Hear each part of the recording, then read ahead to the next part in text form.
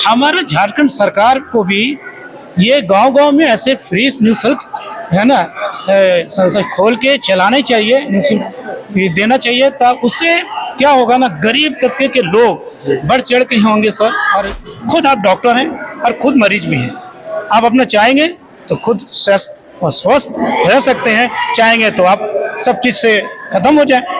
और जब तक आप जैसे पत्रकार जिंदा रहेंगे और आप भी मैसेज किसी को देंगे तो 100% ये आगे बढ़ेगी। उसी तरह समाज में हमसे पहले भी कोई ये करते थे, हम भी करते थे।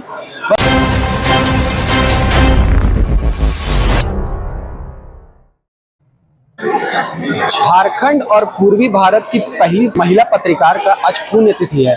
आज इस पुण्यतिथि पर हम सभी पत्रकार और हम सभी लोग उनके नमन करते हैं। और इसी पुण्यतिथि के अवसर पर अभी यहाँ पे YMCA परिसर में एक निःशुल्क जांच शिविर लगाया गया। हम बात करेंगे, क्या कहेंगे, आज YMCA परिसर में निःशुल्क जांच शिविर लगाया गया है और ये कितनी ज़रूरी होती है लोगों के लिए? देखिए सर, ये Sudha and Arman Dutt charitable trust जो है 2 साल से ये कार्य कर रही है और विभिन्न क्षेत्रों में, चाहे वो खेल कूद का हो और इस तरह से हेल्थ के प्रति हो और समाज सेवा के लिए प्रति हो, इसका अलग प्रकार से रुझान है। और यहाँ YMCA में 2 साल से हम लोग ये कर रहे हैं, जिसमें पूरी फिजिकल आपको निःशुल्क उनको जांच होती है, आँख का, कान का, गले का, है ना, और अपने हड्डी का, और साथ साथ में ब्लड डोनेशन।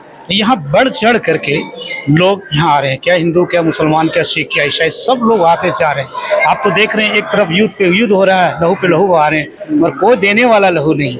मगर यहाँ पर है, यहाँ पर हम लोग जो ये चला रहे हैं YMCA Indian school of martial art और सुधा ट्रस्ट को मिला करके जो हम लोग कर रहे हैं, इसमें बहुत अच्छा रुझान है, अच्छा रिस्पॉन्स मिल रहा है और लोग बढ़ चढ़ के यहाँ पर आ रहे हैं और योगदान दे रहे हैं। जैसा आपने बताया कि 2 साल से कर रहे हैं, क्या आगे भी ये सब चीज़ करते रहेंगे? जी सर, बहुत आशा तो एक जीवन है सर, ठीक है, और हम लोग उम्मीद तो करते ही हैं। तो हम लोग जो इस पीढ़ी हैं जो हम लोग कर रहे हैं, और हम लोग ये करके एक अच्छा मैसेज देना चाहते हैं कि आप भी हैं और इसी तरह से करें। और एक आदमी है जो दत्ता साहब, जो उनकी पत्नी थी और उसकी पत्नी एक समाज सेवी, साथ साथ में एक अच्छी पत्रकार और पहली पत्रकार थी, ठीक है, और उन्होंने हमारी बेटी को भी पत्रकारिता में लाई। शालिनी नाग है, दैनिक भास्कर में है। तो कहने का मतलब है वो घर घर से उनका तो बोलते हैं ना, वुमेन फर्स्ट, लेडीज फर्स्ट। तो वो ये पहला लेडी थी झारखंड, उस समय बिहार था, पहला आई। उसके बाद आज काफी लोग इस पत्रिकाते में आ रहे हैं लोग इसमें। तो एक तरह से वो जो छाप छोड़ गई तो वो जिंदा है जी। और जब तक आप जैसे पत्रकार जिंदा रहेंगे और आप भी मैसेज किसी को देंगे तो 100% ये आगे बढ़ेगी। उसी तरह समाज में हमसे पहले भी कोई ये करते थे, हम भी करते थे। बस हम लोग यही करते हैं, एक आदमी एकला चलो बोला था ना, बस अकेला। गांधी जी भी एक बार गए तो उसके पीछे भीड़ आए। तो इस तरह से रविंद्रनाथ टैगोर जी भी बोले एकला चलो, तो उसके पीछे सब लोग आए। तो इसी तरह से हमारे झारखंड सरकार को भी ये गांव-गांव में ऐसे फ्री निःशुल्क है ना खोल के चलाने चाहिए, निःशुल्क देना चाहिए। तब उससे क्या होगा ना, गरीब तबके के लोग बढ़ चढ़ के होंगे सर, और जागरूकता अभियान सक्सेस होगी और आगे फ्यूचर में भी आगे बढ़ते रहेंगे जी।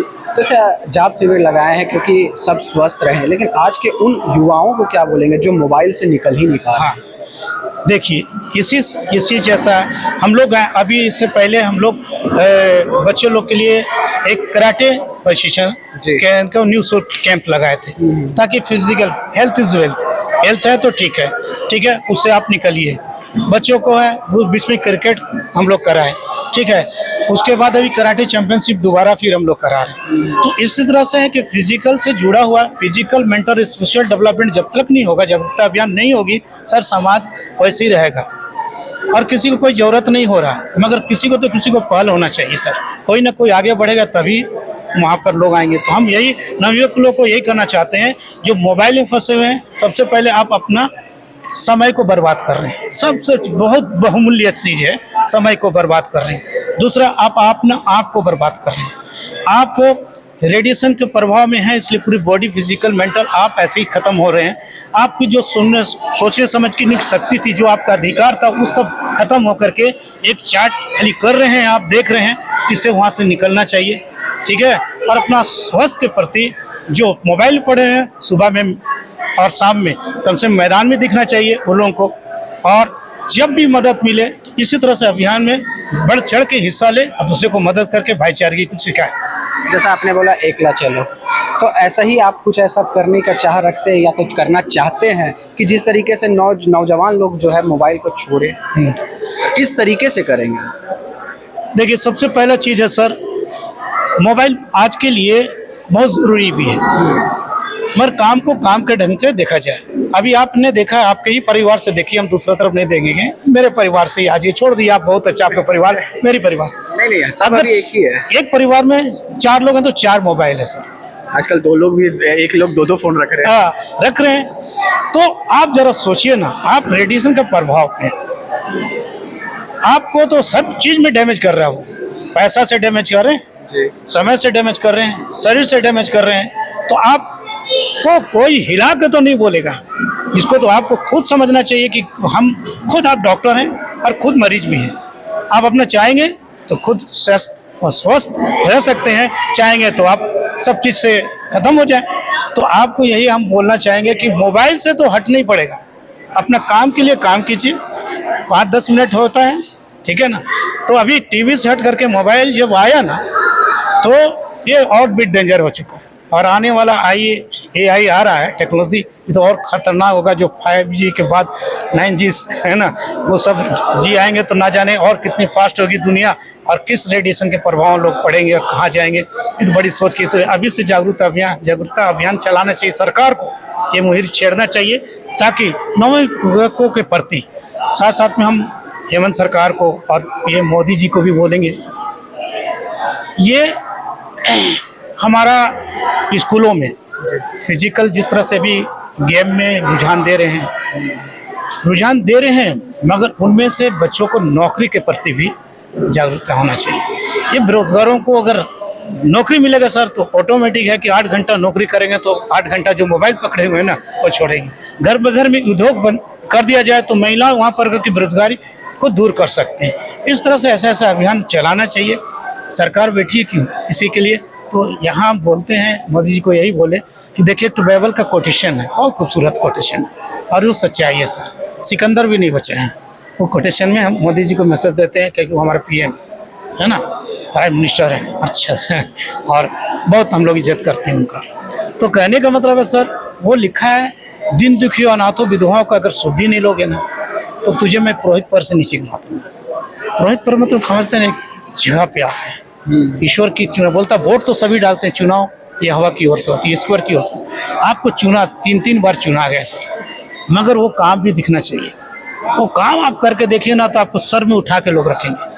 3 चीज को नहीं करना चाहिए। एक, धर्म के प्रति छेड़छाड़ नहीं, ठीक है ना। दूसरा चीज है सर, जातीयता के ऊपर एकदम, हाँ, जातिवाद एकदम नहीं।